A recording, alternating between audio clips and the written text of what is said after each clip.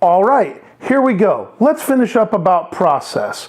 We already know that our process must be organized, it must be communicated, but it also must be consistent.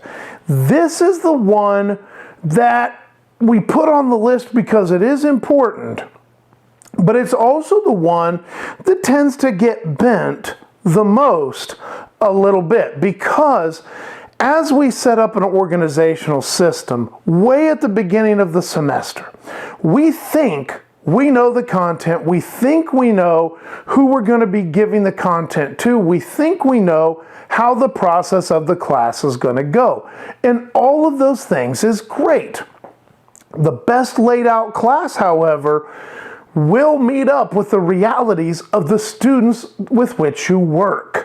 So in that sense, as we move down our organizational system, as we're communicating back and forth to students and we're getting their input, we are going to find some opportunities to make adjustments. But adjustments can really only be made when you've established a firm system of expectations that the students can rely on. This is that consistency component. So let's talk about what we mean by consistency.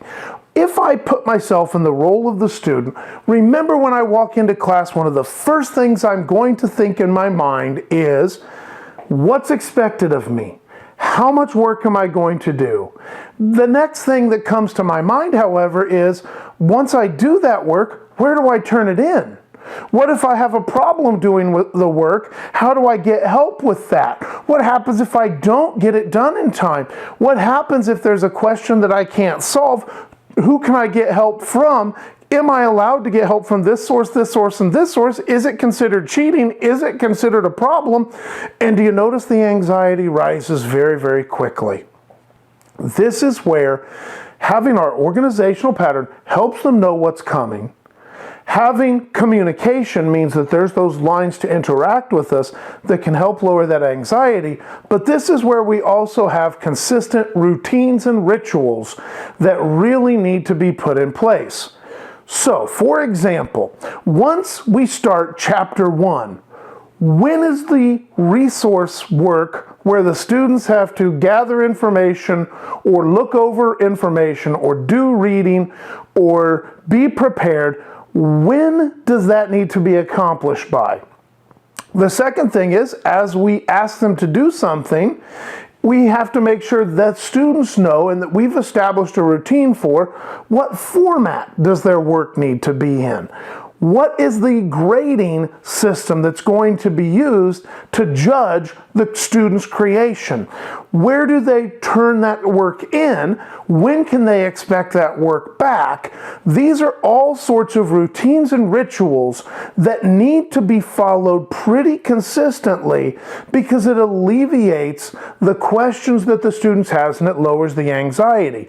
The other thing it allows is it allows you as the educator to set some boundaries, because some students are going to come into this anxious no matter how much communication you have, no matter how gentle a presence you may have or present, they're going to be anxious. And so you're going to receive emails and messages through Canvas or through your Richland email all times, all days, over and over, asking for something from you. But if you have established routines and you are consistent in those routines, you can at least refer them back to the routines and it will alleviate their anxiety and allow you to respond in a timely yet appropriate and respectful time frame rather than immediately. So, making sure that you have established the who, what, when, where of what you expect, that makes sense. Who's responsible for what? Well, I'm responsible for the organizational system and communicating it to you. What? All the stuff you need to do is somewhere in this organizational system. When is it due? When do I have to have this? When do I need to have the discussion done? When is the grade going to be posted? Those are things that you're going to need to think about ahead of the class and communicate to the student. The why, a lot of times, folks, this is where we get caught up. When we have an organizational system, we put it together because it makes sense to us.